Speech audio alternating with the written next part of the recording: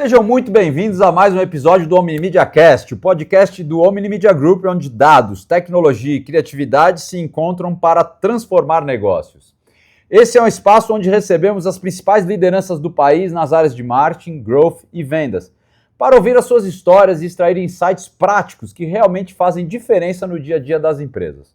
Eu sou Paulinho Braga e hoje eu tenho aqui dois convidados muito especiais. Muito feliz de ter aqui comigo hoje, como co-host, minha filha Valentina, formada em Publicidade e Propaganda pela ESPM e hoje analista de planejamento da Dax Omnimedia. Vale, que prazer ter você aqui comigo hoje. É um prazer estar aqui. Estou muito feliz de participar com você e nesse episódio aqui com esse convidado tão especial. Obrigado demais. E o nosso convidado, como ela já mesmo disse, muito especial de hoje é o Javier Parejo, CMO da Cora e uma das principais referências em growth no Brasil. Com uma carreira construída entre a Europa e o Brasil, Javier acumulou experiência em empresas como Google, Descomplica e Viva Real, além de atuar como advisor de growth para startups como Loft e Get Ninjas. Ele também é empreendedor, com histórico de criação e escala de negócios digitais. E hoje lidera estratégias de crescimento em um dos principais mercados mais competitivos do país, combinando performance, produto, eficiência e aquisição.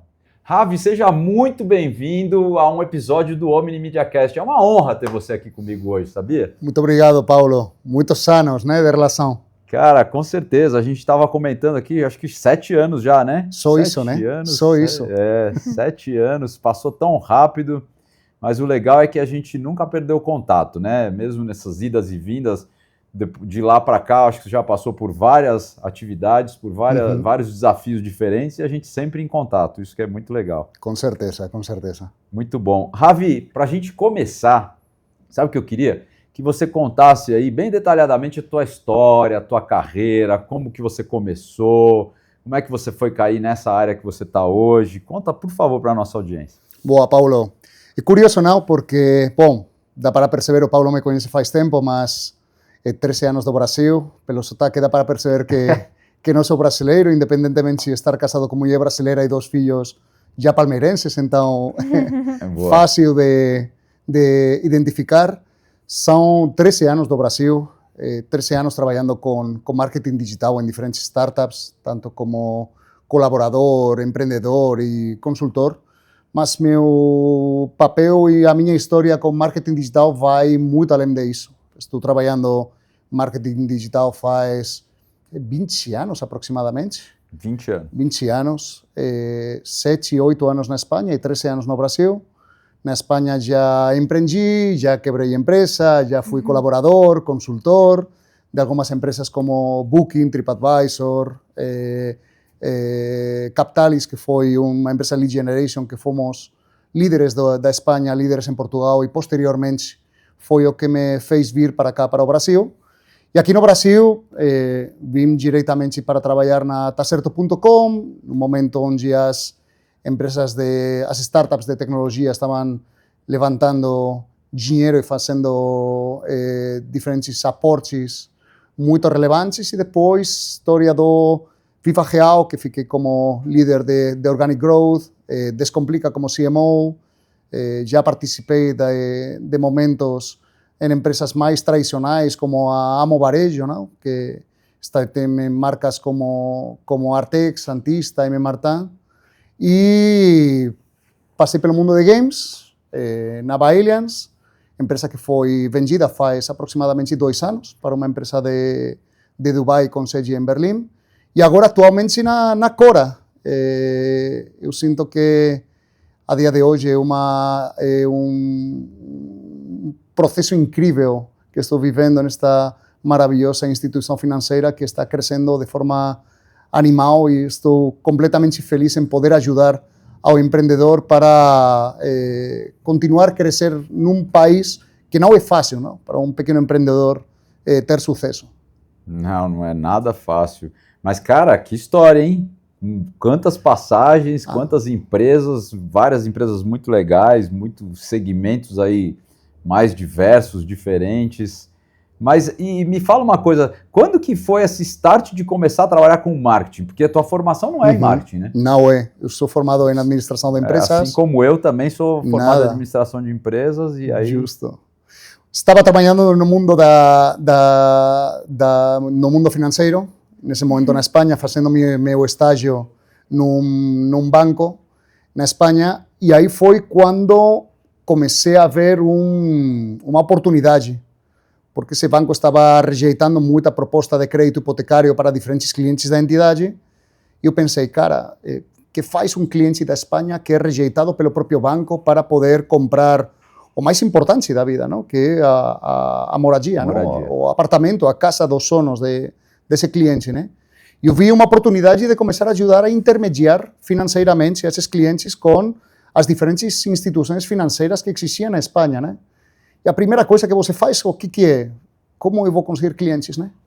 Então você vai porta a porta com diferentes imobiliárias, começa a ter uma presença em diferentes jornais, rádio, um pequeno aporte que meus pais me emprestaram com outro sócio, e a partir daí comecei a criar meu próprio website. Foi curioso porque nesse momento eu não entendia absolutamente nada de internet, e estou falando de 2005, 2006. Sim. E foi quando criaram um site... Google não tinha, acho, 2005? Já tinha Google? Já. Mas já Google tinha. Ads não tinha, eu acho. Não tinha Google Ads. Essa foi a parte positiva para mim. O Google Ads não existia, você imagina, né? Que basicamente é o trivial do marketing digital, né? Não existia ainda. Justo. E nesse momento ter um website era algo moderno, chique, né? Sem dúvida.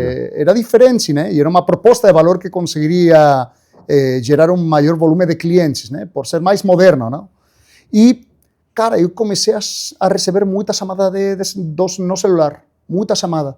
E eu não entendia por quê. Eu começava a perguntar ao meu cliente, mas você como conheceu a Vinter, não? Que era a empresa que eu fundei?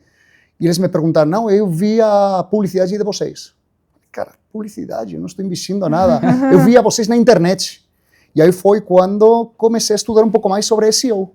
A entender como o algoritmo de Google ranqueava você. Mas você sabia que estava ranqueado ou não? Eu não sabia absolutamente nada, Paulo. Você nem se buscava? Nada. Eu criei um site porque nesse momento era moderno. Sim. Só esse era o objetivo. Mas começamos a entender melhor a nosso cliente e como chegava, e aí foi quando comecei a estudar sobre SEO.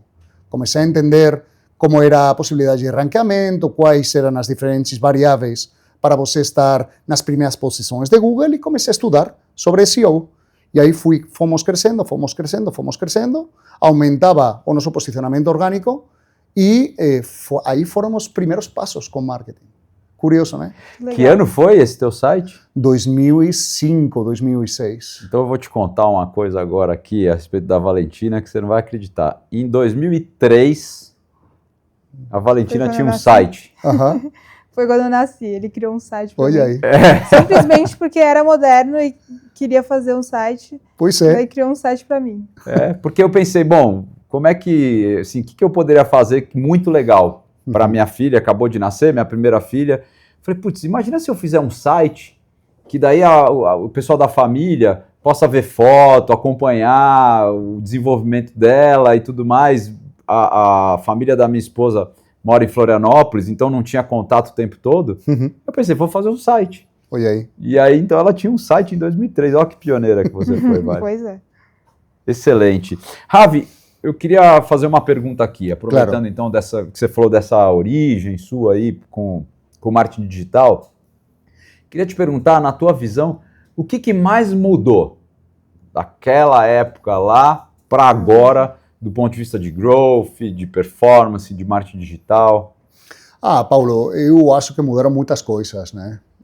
Eu sempre falo que em termos de marketing, ou você se adapta e entende os novos momentos, ou você vai ser uma pessoa que não vai ter sucesso, não? A carreira de um growth manager, de uma pessoa focada em marketing e growth, não é algo que se estuda uma vez e automaticamente se você vai aplicar toda a tua vida, que historicamente no futuro vai ter a mesma performance. Você tem que se adaptar. É certo que anteriormente existia muita menos concorrência. Então, esse é um dos principais pontos que faz você se dedicar mais e ter uma ambição maior para continuar estando no top do mundo de growth, não? Com certeza, o mundo da interação intra-áreas mudou muito. A dia de hoje, em termos de growth, se uma área de marketing, de produto, de inteligência de negócio não trabalha de forma conjunta, é muito complexo ter sucesso. Anteriormente era muito mais simples trabalhar em termos de marketing. Era muito mais direcionado a faz uma campanha, automaticamente gera o lead. Era muito mais simples, teoricamente, não? Mas eu sinto que isso mudou completamente. E por outro lado, o comportamento do cliente. O cliente anteriormente era o cliente da internet, o cliente online era um cliente que estava acostumado a trabalhar no mundo online e a fazer absolutamente no mundo online tudo, não? A dia de hoje existe um comportamento omnichannel que é claríssimo desde o meu ponto de vista. Você acorda, vai no teu celular para ver no Instagram as primeiras notícias, vai no ônibus e você vai ver um out of door diferente publicidade, está escutando a rádio, chega no escritório, vai na globo.com ou qualquer portal de notícias. A partir de aí você chega em casa e você tem a novela e você vai assistir os comerciais da novela. O comportamento e os estímulos do consumidor são oferecidos em diferentes pontos de contato. Então isso é fundamental e isso mudou muito desde o meu ponto de vista. Antes o cliente ou consumidor que era 100% offline era muito complexo você levar o mundo online. Dia de hoje, meus pais com 60, 65 anos entram no ChatGPT para fazer pesquisas. Isso era impensável antes em Google, né? Sim. Não, sensacional. E você, no planejamento hoje, Vale, eu acho que também complicou demais, né? Para assim, as dificuldades são maiores hoje a partir do momento que você tem tantos pontos de contato, tantas opções de mídia. Eu na Dax eu trabalho no planejamento, né? E a gente, assim, para fazer a análise, por exemplo, de uma concorrência, dificulta demais, porque a gente nunca sabe se a gente está olhando para todos os pontos de contato que a gente tem para olhar do que uma marca pode fazer. Porque hoje a marca ela se comunica em todos os pontos de contato, ela faz diversas campanhas com diversas estratégias, né? Então, eu acho que realmente, hoje em dia, essa questão do omnichannel, ele até passa a dificultar quem trabalha até nessas empresas, por conta de ser muitas oportunidades, acaba desnorteando, né? E é curioso a forma como você vai sentir ou medir o retorno do investimento, não? Porque anteriormente a maior parte das áreas de marketing analisavam o retorno do investimento pelo last click do investimento. A dia de hoje você precisa criar modelos para entender qual é o volume de número de contatos que teve com a tua marca, qual é o valor que você dá em um first click, em um middle click, em um last click, como você consegue mensurar o investimento que você faz no topo do funil versus fundo de funil. Isso mudou completamente a nossa forma de olhar qualquer tipo de estratégia que você faça em marketing, não? Agora é um olhar muito mais complexo, como você falou, mas eu acho que é muito mais verdadeiro, não? Com certeza. Anteriormente, as marcas que tinham muita pouca facilidade para investir em awareness, cara, eles não investiam porque não entendiam que esse investimento estava fazendo sentido. No momento em que você consegue começar a dar valor nesse investimento, a partir daí você consegue ver realmente o verdadeiro impacto desse investimento, não? Sim, com certeza. Maravilhoso. Hoje em dia o last click você não consegue traquear, né, qual foi o impacto do awareness, com certeza. Hoje em dia eu acho que as empresas, as marcas, elas têm um olhar mais 360 por todo o funil. Curioso, não? Porque na Cora a gente fez um teste recentemente sobre vamos investir em algumas campanhas topo do funil, em algumas regiões específicas. Perfeito. E vamos entender qual é o lift que gera de vendas versus a média do resto de praças que você não investe em awareness. É impressionante. Anteriormente, a Cora tinha uma percepção de que investir em topo do funil era um investimento que você não conseguia medir se estava fazendo sentido. Desde meu ponto de vista, o investimento em topo do funil é muito mais um entendimento do porquê, para quê, se realmente esse porquê você consegue medir e gerar esse resultado no fim das contas, não? Então, Eu recomendo muito às pessoas de growth que considerem o investimento em awareness de uma forma muito mais científica da forma tradicional que era feita anteriormente. Não? Anteriormente, você tinha um budget, você falava, quero colocar X milhões de reais em TV, você não pensava, você sabia que gerava impacto, mas não sabia quanto. Não? E eu acho que esse caminho não é um caminho certo, desde o meu ponto de vista. Perfeito, maravilhoso. Deixa eu te perguntar uma coisa. Eu entendo que um grande erro das empresas, de fato, é esse de você, por exemplo, se concentrar só em performance. Eu entrevistei aqui o Lisandro, que é o CMO da XP, e ele falou, né, que quando você não investe em awareness, em topo de funil, e só investe em performance, o teu custo de aquisição tende ao infinito. Ele usou esse termo, tende ao infinito. Perfeito. E eu li uma matéria essa semana também dizendo que você viver de performance é você construir um edifício num terreno alugado. Que você deveria, de fato, conseguir trabalhar a tua marca para que a busca vá direto e aconteça com a tua marca. Além desse erro, que é um erro que a gente está falando aqui, que outros erros você acha que as empresas cometem hoje, Ravi? Na tua visão, você que é um cara que conhece bastante do mercado. Olha, Paulo, em termos de growth, eu sempre considero que um dos verdadeiros erros é pensar que marketing por si só funciona. E eu sinto que marketing sem uma proposta de valor clara com um produto específico nunca vai funcionar. Eu tenho essa forma de pensar. Você consegue ter a melhor campanha, a melhor time, a melhor estratégia, que se você não tem uma proposta de valor clara, é impossível.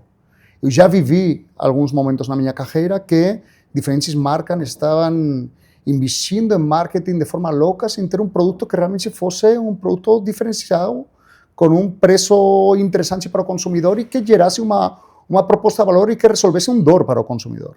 Então, esse é um erro enorme desde o meu ponto de vista. Outro é, growth mudou muito de alguns anos para cá. A forma como trabalham os times de growth é completamente diferente.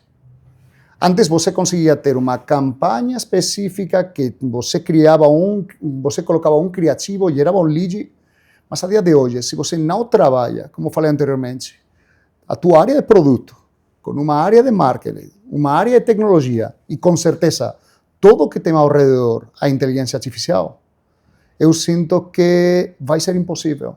Então, é o que falamos anteriormente, um processo de adaptação. Se as pessoas que trabalham em growth faz muito tempo não se adaptam a este novo momento, e agora com inteligência artificial estamos passando um momento completamente novo, você nunca vai ter sucesso, não? Estava comentando, um amigo me fez uma pergunta outro dia sobre, cara, o que você pensa sobre inteligência artificial, não? Como você atua com respeito a isso? E o que eu falo é, não tem uma pessoa em meu time que não trabalha com inteligência artificial.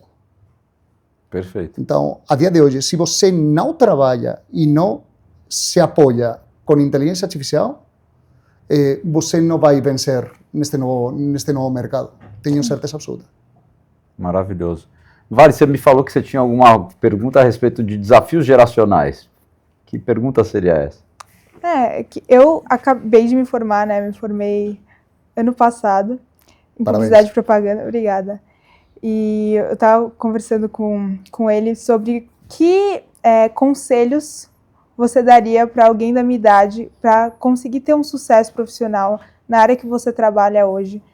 Não só na área que você trabalha, né? Mas assim, como uma pessoa que já trabalhou em empresas extremamente renomadas, tem uma trajetória tão interessante, que conselhos você daria? Que erros não cometer? E qual seria, assim, seu conselho se você tivesse que dar, assim, pensar em algo para alguém da minha idade, sabe? Uma boa pergunta, hein? Boa pergunta. Sempre considerei algo muito importante na minha carreira, que é atitude. Então, você consegue ter todo o conhecimento do mundo, que se você não tem uma atitude certa, você não vai ter sucesso. E eu acho que a atitude te leva a aprender mais, se adaptar mais rápido, a reconhecer os erros, a aprender sobre os erros e a continuar evoluindo nesse sentido, não? Sim. Por outro lado, eu acho que é fundamental não só continuar constantemente estudando sobre, como se adaptar muito, de novo, neste mundo de inteligência artificial. Sim. Eu acho um desafio enorme o que vamos passar num futuro das pessoas que acreditem que a inteligência artificial é uma moda e não uma realidade. Na Cora, a dia de hoje, estamos Mas todos... tem alguém que ainda pensa isso? eu acho que muitas pessoas, Paulo, sinceramente. Sério? Eu acho que sim. Que Eu acho que tem loucura. muitas pessoas que acreditam que a inteligência artificial é algo que gera valor, mas que o valor ainda não... Você não sabe qual que é o impacto real que gera a inteligência artificial e que é mais uma moda.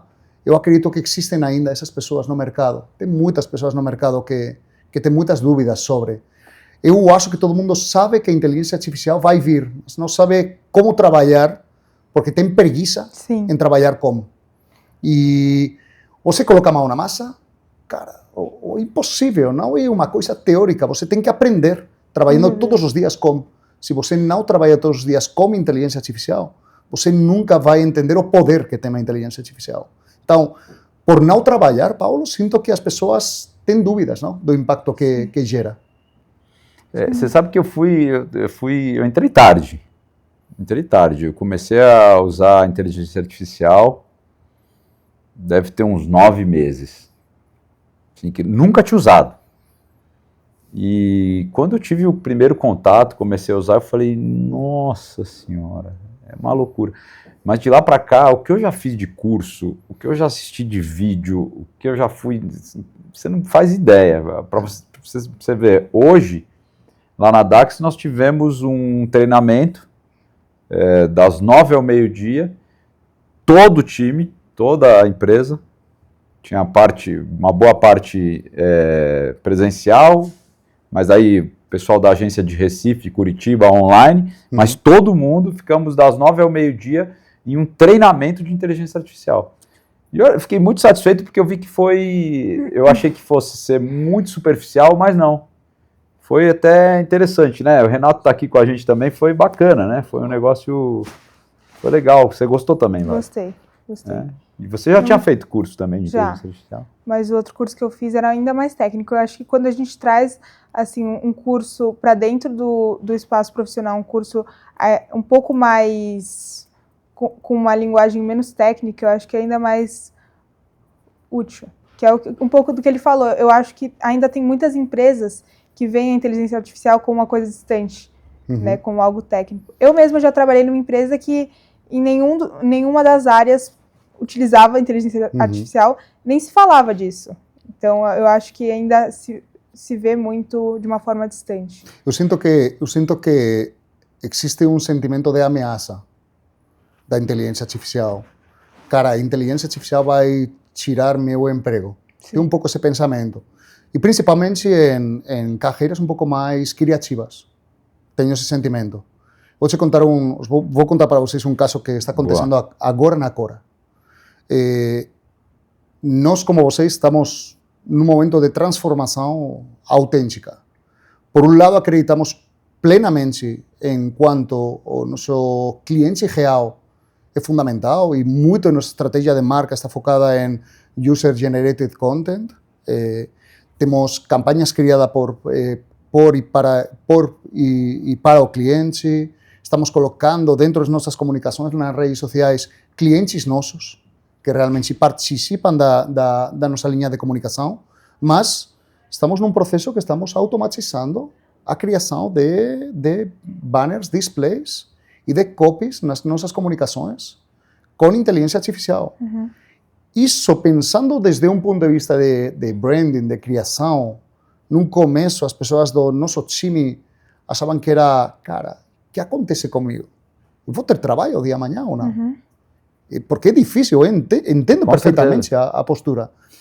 E eu sinto que a gente conseguiu mostrar que não é um assunto de substituir, é um assunto de potencializar o trabalho deles. No momento em que eles pegam a inteligência artificial, aplicam da melhor forma e veem que o resultado que geram é muito além do que geravam trabalhando isso manualmente, é algo impressionante. Tem um boom na tua cabeça quando você consegue gerar em segundos o que você faria em uma semana de trabalho.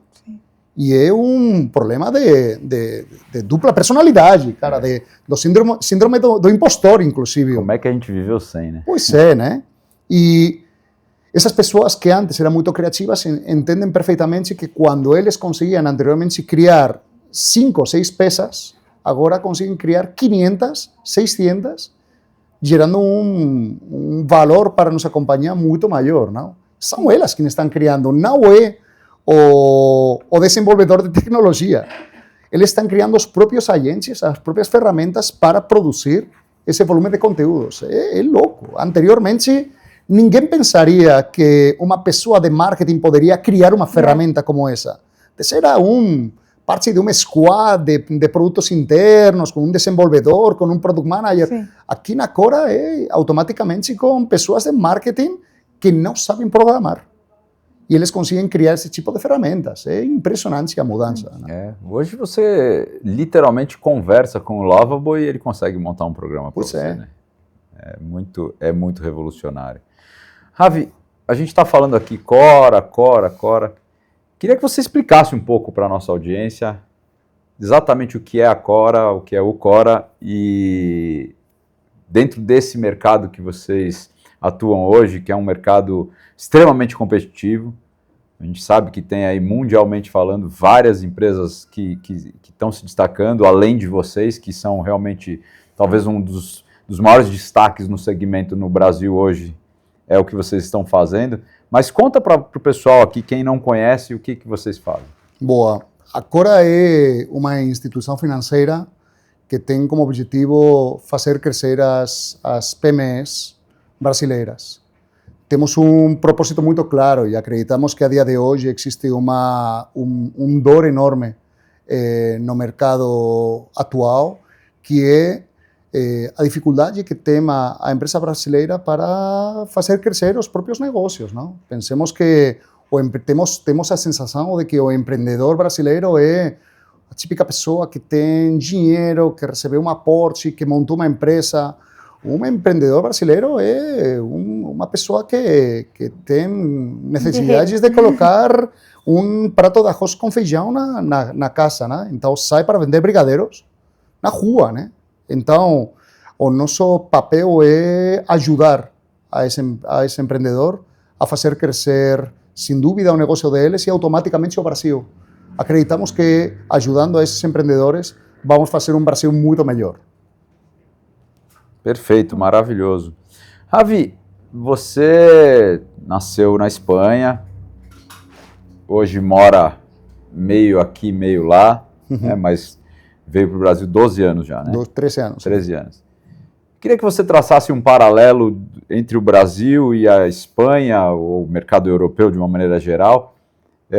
Quais são as semelhanças? Quais são as diferenças? O que uma cultura tem a aprender com a outra? Até como consumidor, né? Eu acho que isso deve mudar bastante quando você analisa o consumidor europeu e daqui do brasileiro. É muito interessante, não? Porque me perguntam, trabalhar com growth na Espanha é similar que trabalhar com growth no Brasil? E o que eu sempre falo é, tecnicamente, o pessoal que trabalha com growth no Brasil tem as mesmas capacidades que as pessoas que trabalham com growth na Europa. A diferença, eu considero que pode vir desde um ponto de vista cultural. No Brasil existe uma cultura de ter um pouco de medo a errar na hipótese que você está testando. Tem um pouco mais de achismo do que acontece na Europa, desde o meu ponto de vista. E, sem dúvida, existe um trabalho de delivery, de discovery, que aqui no Brasil tem muito mais intuição que método para conhecer ao cliente, né? Então, você na Europa faz 15, 20, 30 testes numa semana e se você erra nos 30, não acontece absolutamente nada. Você cria uma hipótese, tem uma série de dados que vão validar se a hipótese é válida ou não. Se você erra, não acontece nada. Aqui no Brasil já vivi situações de vou testar, as informações e os KPIs te falam que a hipótese está errada, mas automaticamente você pensa, será que o dado está correto? Porque é tão óbvio que meu cliente precisa disso, não? Então, existe um sentimento de pensar que, cara, você errou na tua hipótese e não acontece absolutamente nada, não? E em termos de consumidor, que você me perguntava, tem sem dúvida comportamentos diferentes. Aqui no Brasil, sinto que senso de urgência é algo mais importante do consumidor da Europa.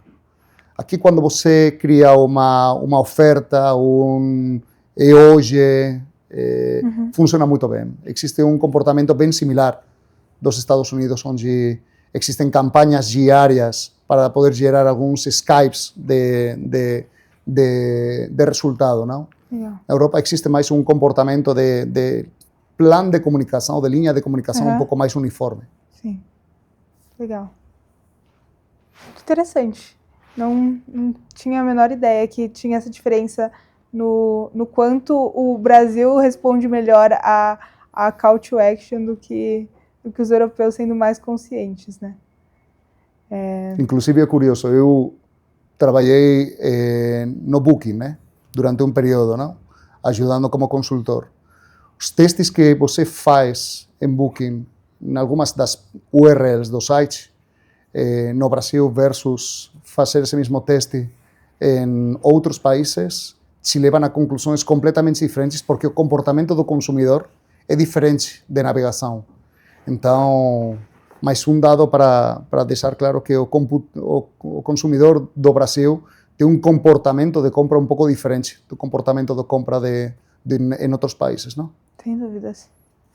Eu não sei se do ponto de vista de B2B, quando você fala de PMS, apesar de que quando a gente fala de PME é um B2B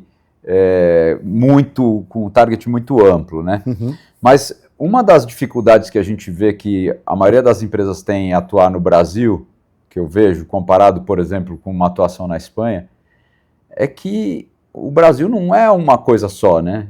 Uhum. O sul do Brasil é muito diferente do norte do Brasil, que é muito diferente do nordeste, do centro-oeste, do sudeste.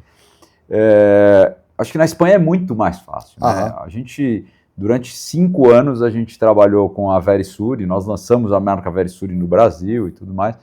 E então a gente tinha bastante contato com isso, assim, é uma dificuldade muito maior. Aqui no Brasil é como se você tivesse 5 ou 6 países lá da Europa e eles com culturas diferentes, né? Como é que você vê essa dificuldade de atuar num país continental? É muito complexo, não? Eu lembro de ter feito no Descomplica, por exemplo, que era a maior EdTech nesse momento no Brasil, que a comunicação que a gente estava fazendo com o cliente, com o estudante do Sul, era diferente da comunicação que a gente estava fazendo com o estudante do Norte, né? A gente adaptava o tom de voz, não o tom de voz, a comunicação dentro do tom de voz, para gerar os melhores resultados, não? Então, é complexo, porque você precisa segmentar muito mais a tua pesquisa, não? Precisa você conhecer qual que é o comportamento de uma pessoa de Porto Alegre versus uma pessoa de Belém. São 2 clientes que às vezes têm algumas similaridades, com certeza, mas existem alguns pontos que vão fazer que a tua campanha ou a tua iniciativa gere um impacto maior, não? Então, é muito complexo nesse sentido. Desde um ponto de vista online, a vantagem que está dando agora as plataformas é que a tua facilidade para segmentar campanhas por região é espetacular, mas não sempre funciona da melhor forma e não sempre você tem um produto que atua e ataca em todas as regiões do Brasil, não? Então, se você vai querer vender um produto A para alguém que mora em Belo Horizonte, você tem que atacar numa campanha específica, com uma comunicação específica, com alguns canais específicos versus uma campanha em um produto A, em uma região B, não? Então, é mais complexo no Brasil nesse sentido versus Espanha, com certeza. Eu acho até que esse é um ponto que diferencia muito a comunicação das marcas, né? Uhum. Saber fazer uma comunicação mais personalizada, mais segmentada. Porque hoje a gente vê que muitas empresas, elas acabam focando muito nos atributos do produto e hoje em dia todo mundo se diz moderno, se diz tecnológico. Eu acho que é mais a estratégia de como você vai falar e o que você vai falar do que necessariamente o que você oferece hoje em dia, né? Concordo. Eu sinto que você precisa ter um tom de voz, uma linha de comunicação central, com uma série de atributos claros e com uma proposta de valor clara.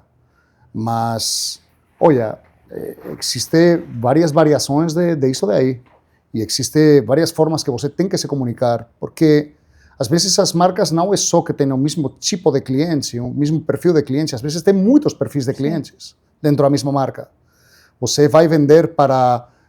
A gente na Amo Varejo atacamos perfis bem diferentes, classe social A e B, mas, cara, pessoas de 25, 30 de Porto Alegre com pessoas de 45, 55 de Santos.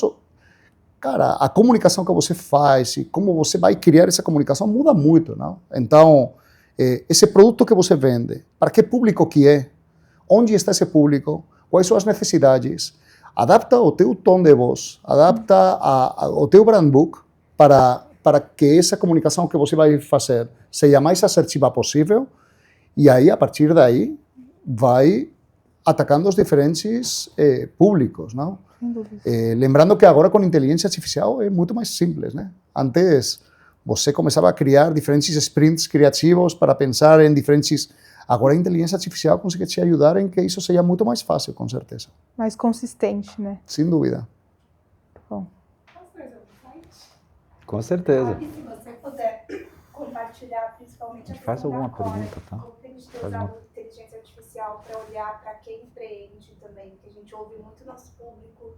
Inteligência artificial, a gente olha mais para o perfil, para a liberação do crédito sustentável. Acho que é uma boa também trazer uma outra visão, se você puder. Fala de novo. Sobre a questão da Cora, você compartilhou do Amo Varejo, Sim. se adapta ali ao cliente. Uhum. A Cora é uma empresa que fala diretamente com o empreendedor, então ouve o que ele quer e a gente se adapta a isso. Se você puder trazer essa visão e sobre o uso da inteligência artificial, que a gente tem usado muito para a liberação do crédito também, para analisar melhor o perfil do cliente. Perfeito. Porque o crédito a gente vê como uma alavanca, né? Acho que é bacana também trazer essa outra visão, assim. Beleza. Boa. Eu vou dar o gancho aqui para ele. Quer que eu faça o gancho? Posso fazer.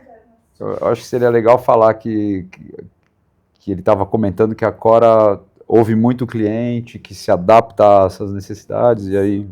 Tá. Como o Rabi comentou que a empresa se adapta ali, né, ao mercado, a gente tem se adaptado muito ao que o empreendedor quer. Então, todo produto que a gente lança é vendo que o nosso cliente precisa, porque é no empreendimento. Perfeito. Acho que seria legal. Muito bom. Então, Ravi,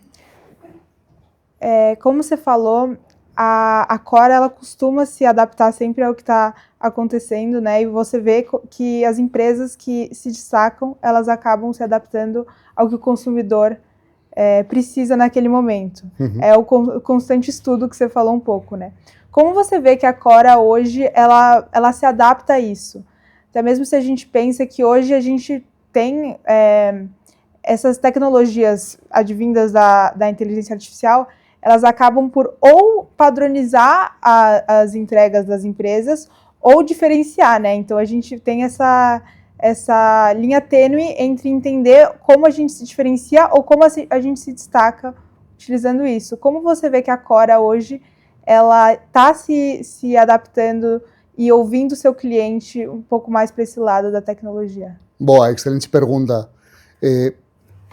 Pensem que na Cora temos mais de 1,5 milhão de clientes. Dentro desse 1,5 milhão de clientes,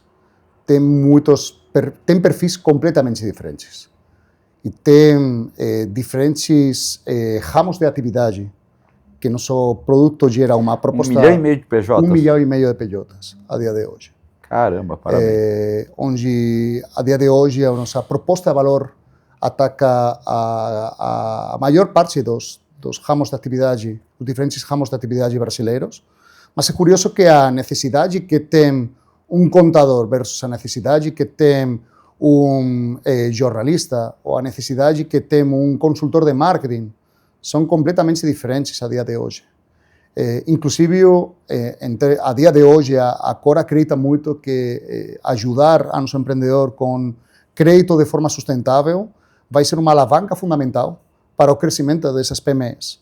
Mas como você vai oferecer crédito para um contador e quais são as necessidades desse contador com esse crédito versus as necessidades que tem um consultor de marketing são completamente diferentes. Então, como você consegue atacar o mesmo dor com uma proposta de valor muito similar, mas realmente deixando claro o porquê esse crédito vai ser um diferencial para o futuro para esse cliente, não? Então, aí vem muito como na Cora trabalhamos essa parte que você comentava, não? De segmentar os diferentes clientes, não? E pensando em esse 1,5 milhão de clientes, sem dúvida que a Cora se apoia muito em inteligência artificial para isso ser uma realidade, não? É muito complexo a dia de hoje criar esse volume de campanhas que a gente faz pensando nos diferentes ramos de atividade, com essa também democratização das diferentes cidades, diferentes sexos, região. Então, a gente se apoiando com inteligência artificial consegue entregar essa comunicação segmentada, essa comunicação diferenciada para o cliente específico da Cora, não? Legal. Excepcional, maravilhoso. A Cora hoje, qual é o tamanho do time da Cora hoje? Qual é o tamanho do time que você gerencia? Fala um pouco sobre essa questão de time e essa dinâmica hoje do time. Qual é a postura hoje do Ravi como líder no seu segmento, na sua área lá dentro da Cora? Excelente. A Cora está formada por 350 profissionais a dia de hoje nas diferentes áreas da companhia. Estamos no momento de continuar expandindo algumas áreas com talentos bem específicos. E o time de marketing e operações, porque eu cuido da área de marketing e operações também, está formada por 48 talentos. Então, muitos deles trabalhando em canais específicos de marketing, outros deles trabalhando em estratégias de growth específicas, trabalhando desde um ponto de vista num programa de parceiros muito importante e que já é muito relevante para a companhia, que é Cora Aliados. Temos um grupo de contadores que a dia de hoje são parceiros nossos que já proporcionam e representam o 13% de todos os novos clientes que gera a Cora por mês e que continua crescendo. O ano passado representava um 9%, a dia de hoje um 13% e, sem dúvida, acredito que temos um time de marketing extraordinário. Cara, isso é muito legal, né? Você falou assim, essa estratégia de você crescer numa frente não óbvia, né? Que eu costumo dizer. A gente agora, nesse exato momento, lá na Dax, a gente está desenvolvendo justamente a área de partnership, que é mais ou menos isso que vocês fazem lá com os contadores, que é o partnership, é o quê? É a Dax ser o braço de mídia de outras agências. Perfeito. Né? E dessa forma eu consigo, assim como você, ao invés de você ter que conquistar cliente por cliente, quantos clientes tem um contador? Então, se você conquista aquele contador, você traz todos aqueles clientes.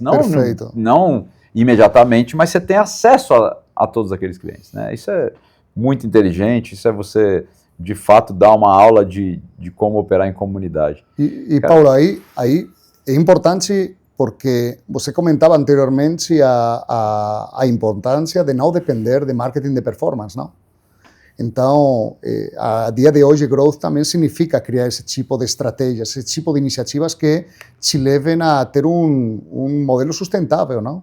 Um modelo onde o lifetime value versus CAC faça sentido para a tua companhia, não? Então, quando a gente olha esse tipo de estratégias, já seja Cora Aliados, já seja uma estratégia de referência onde os nossos clientes têm alguns benefícios por recomendar outros clientes, user-generated content, que sem dúvida que é fundamental para a estratégia num futuro, faz nosso modelo completamente sustentável, não? Então, se você não pensa nesse tipo de estratégias de longo prazo e de construção muito maior e de muita mais estabilidade, eu acho que você tem muito risco no teu negócio. Maravilhoso. Estamos chegando na reta final, Ravi. E a gente falou muito da tua carreira, de tudo que você desenvolveu profissionalmente. Falamos e aprendemos aí sobre a Cora, muito legal, parabéns pelo trabalho que você está fazendo lá. Mas a gente não falou do Ravi. Eu queria que você falasse um pouquinho aí para a nossa audiência, quem que é o Ravi, o que você gosta de fazer nas suas horas vagas, se você é casado, tem filhos, teus hobbies, esportes, enfim. Fala um pouquinho para nós. Muito bom, muito bom. 44 anos, Paulo, casado com uma mulher. Novo. Com certeza. Muita vida na frente, né? Sim. Casado com 2 filhos brasileiros maravilhosos. Guilherme Sua esposa é brasileira? Brasileira. Perfeito. Eu conheci aqui em São Paulo. Tá bom. Eu falei para ela que era polonês na primeira vez que eu falei com ela, porque pensava que não ia me ver, não, fisicamente. Eu pensava que não ia atrair ela e hoje aí estamos casados faz já 10 anos, com 2 filhos brasileiros, os 2 palmeirenses. Então, não sei se isso é bom ou é ruim, mas palmeirenses. Eu sou uma pessoa que gosta muito de esporte, Paulo. Muito de esporte. Somos 2. Somos 3. Você, né? Somos 3. Eu já joguei, quando era mais jovem, handball, desde um ponto de vista de alto nível, competi em tênis, já fui treinador de basquete, inclusive. Puxa! Nossa, e agora estou jogando um esporte novo que é pádel, que não sei se vocês legal. conhecem. Você sabe que eu tô para começar a jogar pádel. Viciado. Eu vou dizer por quê. Eu entrei de sócio, a gente entrou de sócio num clube recentemente, um clube que abriu aqui em São Paulo, que é um clube que tem a piscina de onda para surf, E a quadra de pádel vai ficar pronta agora, acho que daqui a 2 ou 3 semanas. E eu tô louco para experimentar. Me convida que jogamos juntos, é muito divertido. Vamos. Eu comecei jogando porque jogava tênis, eu pensava que esporte de raquete ia ser bacana, mas deixei de jogar tênis, estou jogando pádel todos os dias. É uma loucura, é um vício, não? Tem muito jogador brasileiro agora que está todos os dias. O Vini Júnior montou uma quadra de pádel na casa dele em Madrid. Imagina. E é muito divertido, pelo que eu já vi de vídeos e tudo mais. É impressionante. E que mais gosto, Paulo? Gosto de uma boa taça de vinho e de companhia de amigos, não? Excelente. Como todo espanhol, né? Como todos nós, uma boa comida, um bom vinho. Bom jamón. Quando tá lá, um vinho local, né? Não tem problema. Lógico. Ravi, que prazer, cara. Parabéns aí pela tua história. É bom demais ter você aqui. E eu queria que você falasse, o pessoal que quiser te seguir, quiser te encontrar, fazer algum contato, fala aí quais são as suas redes sociais, como te encontrar. Boa. Podem me encontrar no LinkedIn. Eu normalmente posto assuntos relacionados com marketing, assuntos relacionados com a Cora. Então, quem queira ter um pouco mais de conhecimento do que está acontecendo na Cora, eu estou normalmente mostrando a cara por dentro da Cora. E pouco mais. Eu costumo usar o LinkedIn como principal fonte de comunicação com as pessoas que têm algum tipo de interesse em um louco como eu. Excelente. Bom demais. De novo, muito obrigado. Foi um prazer, Ravi. Foi uma honra ter aqui você. Obrigado, é meu. Obrigado. A honra é minha. Vale. Obrigado, minha filha. Acho que foi muito legal esse episódio com você. Espero que seja o primeiro de muitos da gente juntos aqui. Sim, Ravi, hoje foi o primeiro. E aí, hein? Responsabilidade. E eu falei para ela, falei assim, Vale, acredito que seja um dia ótimo, porque o Ravi é um querido, é um fofo. Obrigado. Você vai ficar muito à vontade com ele. Que bom. Dito e feito. Obrigado, gente. Obrigado a todos. Se você gostou desse episódio, já sabe, comenta com os amigos, na empresa, fala, vai lá, acessa, assiste o OmniMediaCast. E não deixa de seguir a gente, né? No Spotify, no YouTube, @OmniMediaCast. Muito obrigado e eu te vejo num próximo episódio.